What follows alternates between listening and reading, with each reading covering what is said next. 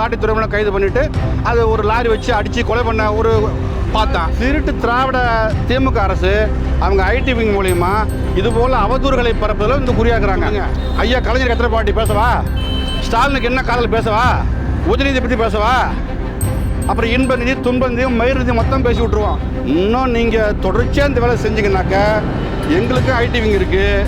என்ன எங்கள் தம்பிங்கெல்லாம் இளைய பிள்ளைங்க, உங்கள் பேர் லூசு பயிலு கிடையாது, கெல்ட்டு பயிலு கிடையாது. எங்கள் தம்பியெல்லாம் கவனமாக இருக்கான். திமுகவை பற்றி பேச ஆரம்பித்தா உங்கள் வண்டவாளம் தண்டவாளம் ஏறிடும் பார்த்துக்குங்க. ஆடியோ ரிலீஸ் பண்ணே வராங்க. இது யார் எதுக்காக நினைக்கிறீங்க? தொடர்ச்சியாக வந்து ஆடியோ யார் ரிலீஸ் பண்ணால் உங்களுக்கு தெரியும். ஏன்னா ஊடகத்தில் வராது இருக்காது. ஏன்னா ஒரு ஊடகம் ஒரு மாதிரி சொல்லிக்கிட்டு இருக்கு, ஒரு ஊடகம் ஒரு மாதிரி சொல்லிக்கிட்டு இருக்கு. இந்த ஆடியோ லீக் பண்ணுறது எப்படி நமக்கு தெரியும் சொன்னால், நாம் தமிழர் கட்சியை வந்து வீழ்த்துவதற்கு எடுத்துருக்காங்க ஆயுதம். அது சும்மா ஒரு மொட்டை கத்தி மாதிரி, அது மிகப்பெரிய ஆயுதமே கிடையாது. அது ஒரு டப்பா கத்தி. அது என்ன சொல்கிறது, அட்டைக்கத்தி. இப்போ அவன் எப்படி நம்மளை வந்து வசைப்பாடி பார்த்தான், வழக்கு போட்டு பார்த்தான், அச்சுறுத்தி பார்த்தான், மிரட்டி பார்த்தான். அது பல வழக்குகளை திருப்பின்னு சொல்லிட்டு இது பண்ணான். தம்பி சாட்டை துறைமுறை கைது பண்ணிவிட்டு அது ஒரு லாரி வச்சு அடித்து கொலை பண்ண ஒரு பார்த்தான். அப்போ எப்படியாவது நம்ம பயந்துருவோம் அப்படின்னு சொல்லிட்டு யோசித்தான். அப்போ நாம் தமிழ் பிள்ளைகள் செந்தமன் சீமான் பிள்ளைகள் வந்து பயப்படுற மாதிரி இல்லை. அவங்களுக்கு தெரியும் இது வந்து அண்ணன் செந்தமன் சீமானுடைய வளர்ப்பு. இவங்க வந்து யாருக்கும் பயப்பட மாட்டாங்க. அப்போ எந்த பிரச்சனையும் எதிர்கொள்ளுன்ற ஒரு நிலைமைக்கு வந்துடுறாங்க. அதனால தான் இந்த திமுக அரசு திருட்டு திராவிட திமுக அரசு அவங்க ஐடி விங் மூலிமா இதுபோல் அவதூறுகளை பரப்புதல இந்த குறியாக்குறாங்க. இந்த அவதூறு வந்து நம்மளை எதாவது பண்ணுமான்னா ஒன்றும் பண்ணாது. ஒரு 2 நாளைக்கு பேசிக்கிட்டு இருப்பான். இந்த வெட்டி பைய, முட்டி பைய, வேலை வெட்டிலா பைய, என்ன இந்த லூசு பையலுக்கு பேசிக்கிட்டு இருப்பான். அது நம்மளை வந்து அது ஏதாவது பண்ணுமா சொல்லுங்கள் பார்ப்போம். இன்றைக்கி சமூக வலைதளங்கள் நம்மளே பார்க்குறோம். இந்த கம்ப்யூட்டர் சிஸ்டத்தெல்லாம் நிறைய மாற்றங்கள் பண்ண முடியுமா? இப்போ என்ன மாதிரி நீங்கள் பேசலாமா, ஒன்றே மாதிரி நான் பேசலாமா, அப்படிலாம் வந்துருச்சு. அப்போ டெக்னாலஜி வளர்ந்த காலத்தில் போயிட்டு அண்ணன் சீமான் தான் பேசினார் சொல்லலாம் வந்து இது வந்து ரொம்ப கேவலமானது இல்லை. அப்படிப்பட்ட ஒரு உரையாடலை வந்து அதை வந்து வெளியிடுறது எந்த மாதிரி முறை அது? ஏங்க, ஒரு கட்சிக்காரன் வந்து அவன் கருத்தை சொல்கிறான். அந்த கருத்துக்கு நீ கருத்தையெல்லாம் நீ முன் வைக்கணுமே தவிர அவனை அச்சுறுத்துவதும் வந்து அந்த லீக்கான வீடியோ ஆடியோ மயிறு மட்டன் சொல்லிவிட்டு அது லீக் பண்ணுறது எப்படி ஒரு நம்ம ஏற்றுக்க முடியும்? உனக்கு உண்மையிலேயே திராணி இருந்தால், தெம்பு இருந்தால், ஒருவன் சொல்கிற கருத்துகளோட மோது அந்த கருத்துக்கு நீ கருத்து சொல்லு. அதை விட்டுட்டு அவன் அங்கே பேசினா அந்த பிறகு லவ் பண்ணிக்கிட்டு இருந்தான். எவனுமே லவ் பண்ணலையா? யார்கிட்ட போன்னு சொல்லுங்கள். ஐயா கலைஞர் எத்தனை பாட்டி பேசவா, ஸ்டாலினுக்கு என்ன காதல் பேசவா, உதயநிதியை பற்றி பேசவா, அப்புறம் இன்ப நிதி துன்ப நிதி மயிர் நிதி மொத்தம் பேசி விட்ருவோம். நீங்கள் எங்கள் தம்பிக்கே பேசுகிற இந்த ஆடியோலாம் நீங்கள் வந்து இவன் காதல் பண்ணால் அந்த பிள்ளையை கழட்டி விட்டா நீ பேச போனால் திமுகவில் மொத்த சோவியர் பாண்டி வரைக்கும் பேச ஆரம்பிச்சிருவோம். எல்லாமே மொத்தமே வச்சுருக்கோம். அது வந்து அதெல்லாம் கேவலம். நமக்கு எதுக்கு? அவன் லூசு பைய, அயோக்கிய பைய. என்ன வேறு வழி இல்லை. நம்மளை வந்து கருத்தியால் வீழ்த்த முடியல. அதனால் என்ன பண்ணுறான், இந்த மாதிரி ஒரு சில விஷயங்களை எடுத்துக்கிட்டு அவன் பேசிகிட்டு இருக்கான். அதுதானே உண்மை தம்பி. அது நம்மள எதாவது பண்ண முடியுமா? ஒன்றும் பண்ண முடியாது. என்ன அவன் உண்மையிலேயே நேர்மை இருந்தால், என்ன ஒரு கருத்தையை ஒருத்தன் வைக்கிறான்னு சொன்னால் அந்த கருத்தோட முதலும் தம்பி இடம் போன கதைக்கு சொல்கிறான். அவர் சாதியவாதி, அவர் சாதியை பற்றி சாதிக்க முட்டு கொடுப்பார். என்னைக்கு முட்டு கொடுத்துருக்காரு? அவன் இளைய பிள்ளைங்க. சீமான் வளர்ப்பு எப்படி? என்ன அவன் தெளிவாக இருக்கிறான். என் தம்பியை போயிட்டு கேவலப்படுத்திட்டு, என்ன எல்லா டிபேட்லேயும் என் தம்பியை கேவலப்படுத்தி ஒரு உளவியலாக அச்சுறுத்துவது. இதுக்கெல்லாம் நாம் தமிழ் பிள்ளைக்கு ஒருபோதும் போய்விட மாட்டோம். நல்லா புரிஞ்சுக்கணும். இன்னும் நீங்கள் தொடர்ச்சியாக இந்த வேலை செஞ்சீங்கன்னாக்க எங்களுக்கும் ஐடி விங் இருக்குது. என்ன எங்கள் தம்பிங்கெல்லாம் இளைய பிள்ளைங்க, உங்கள் பேர் லூசு பயிலு கிடையாது, கெல்ட்டு பயிலு கிடையாது. எங்கள் தம்பியெல்லாம் கவனமாக இருக்கான். திமுகவை பற்றி பேச ஆரம்பித்தா உங்கள் வண்டவாளம் தண்டவாளம் ஏறிடும் பார்த்துக்குங்க. தொடர்ந்து செஞ்சிங்கன்னா நடக்கும் இது. என்ன நீங்கள் நான் ஏற்கனவே நான் சொல்லியிருக்கேன். நீங்கள் எந்த ஆயுதத்தை நாங்கள் எடுக்கணும்னு நினைக்கிறீங்களோ அதை நீங்கள் தான் முடிவு பண்ணணும். நீங்கள் இதுதான் ஒரு ஆயுதம் சொல்லிட்டு எடுத்தீங்கன்னாக்க அது மிக மிக மோசமான ஒரு நிலைக்கு போய் சேர்ந்துடும். அதை பார்த்துக்கணும். நீங்கள் இருக்கிறத 1.5 வருஷம் பொத்திக்கிட்டு பேசாமல் சத்தமெல்லாம் வந்துட்டு போங்க. எனக்கு உங்களை சீண்டுனீங்க, அது வேறு மாதிரி கொண்டு போய்டும். இப்போது இது எதுக்காக போடுறான்? ஊடகத்தில் இந்த செய்தியை தொடர்ச்சியாக ஏன் விடுறான்? சித்தரஞ்சன் சாலைக்கு அதான் எதுக்கு வந்தார்? அது பேசப்பட்டுதா? ஏதாவது செய்தி வந்ததா? ஏதாவது ஊடகம் அதை காமிச்சுதா? அதான் நீ சித்தரஞ்சன் சாலைக்கு ஸ்டாலினையும் உதயநிதியும் சந்திக்க வேண்டிய அவசியம் என்னங்க இருக்குது? அதை பற்றி யாருமே பேசவே கிடையாது.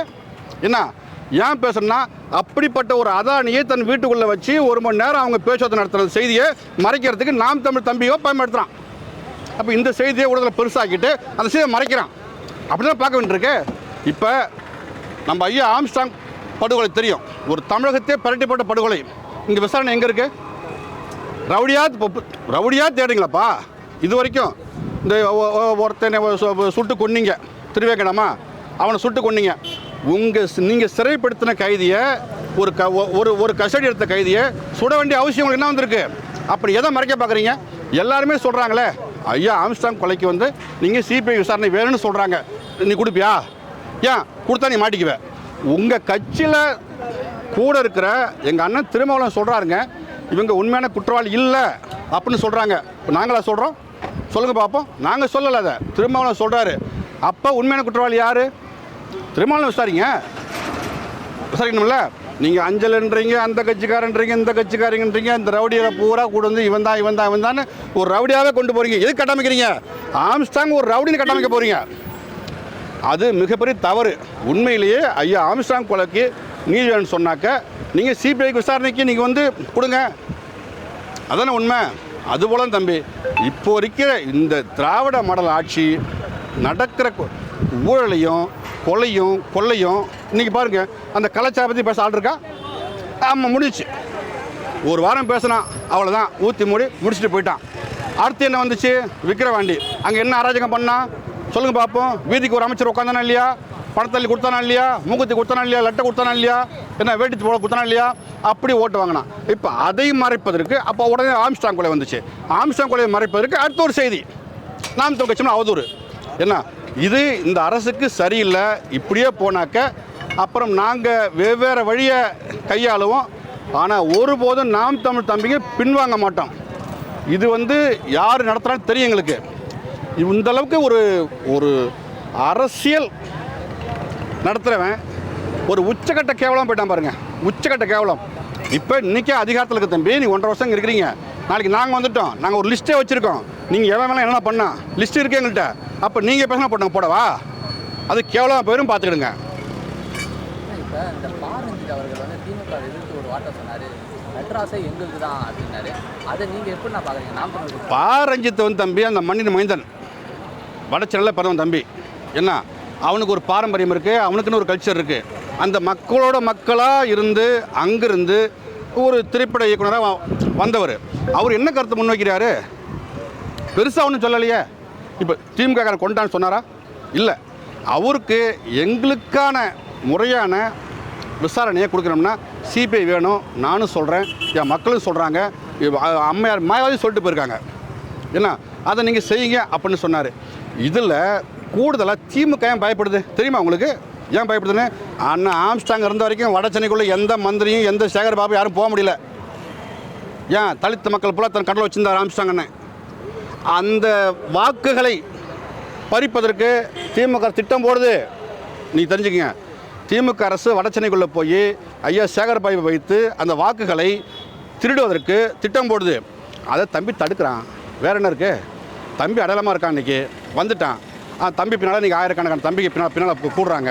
அவன் பார்க்குறான், நம்ம ஒரு வலிமையாக இருக்கிறோம். அண்ணா ஆம்ஸ்ட்ராங் விட்ட இடத்த வந்து இன்றைக்கி வந்து அவங்க அம்மா பொற்கொடியா அந்த அம்மாவுக்கு கொடுத்துருக்குறாங்க. அதற்கு பின்னால் தம்பி துணையாக நிற்கிறான். ஏன்னா இதெல்லாம் ஒரு தப்புன்னு சொல்ல முடியாத. நீ நினைக்கிற எதுக்குறான்னு அவர் உண்மை பேசிட்டு இருக்கான் தம்பி. ரஞ்சித் பேசுறது தவறே கிடையாது. ஏன்னா அந்த பட்டியல் சமூக மக்களுடைய என்ன ஒரு நம்பிக்கைக்குரிய ஆளாக தம்பி ரஞ்சித் இருக்காப்புல. அது நடக்கும். என்ன அவங்களுக்கு ஒரு பயம் வந்துச்சு. இப்போவே என்னடா 1.5 வருஷம் இன்னும் ஆட்சி இருக்குது, அதுக்கப்புறம் பார்த்தோம்னாக்கா பிடிக்க மாட்டிருக்க. அதான் பிடிக்கும், எனக்கு தெரியுமா, உறுதியாக பிடிக்கும். நீ கனவு கண்டு மல்லாக படுத்துட்ருக்க, அது வேலைக்கு ஆகாது. ஏன்னா இந்த பக்கம் சுப பக்கம் சுற்றுலார் போட்டுக்கிட்டு நான் சீமானால் ஒரு கவுன்சிலர் கூட ஆக முடியல, ஒரு எம்எல்ஏ கூட ஆக முடியல. ஏண்டா லூசு பையில உண்மையாக நின்று மக்களிடம் சத்தியத்தின் வாயிலாக நின்று ₹1 காசு கொடுக்காம நாங்கள் இன்றைக்கி ஒரு அங்கீகரிக்கப்பட்ட கட்சியாக வந்திருக்கோம். உன்னால் முடியுமா? நீ முட்டை அங்கே கொடு ராஜா, எங்களுக்கு கொடுக்காத, அங்கே கொடு. ஏன்னா உனக்கு சோறு முக்கியம். நீ சோத்துக்கு தான் நீ கொடுத்துக்கிட்டு இருக்க. உனக்கு சோறு முக்கியம்னு அங்கே கொடு, எங்கள்கிட்ட பேசாத. நாங்கள் காரி துப்புனோம்னா ரொம்ப கேவலமாக இருக்கும், பார்த்துக்கிடுங்க. நீங்கள் வயசில் மூத்தாள், எல்லா விஷயமும் தெரிஞ்சாள். அப்போ இந்த வயசான காலத்தில் போய் காரி துப்பதை வாங்கிட்டு அசிங்கப்பட்டு போகாத. கடைசி காலத்தில் போகிற காலத்தில் கொஞ்சம் நல்லபடியாக போ. அப்புறம் எல்லாம் காரி துப்புவான்.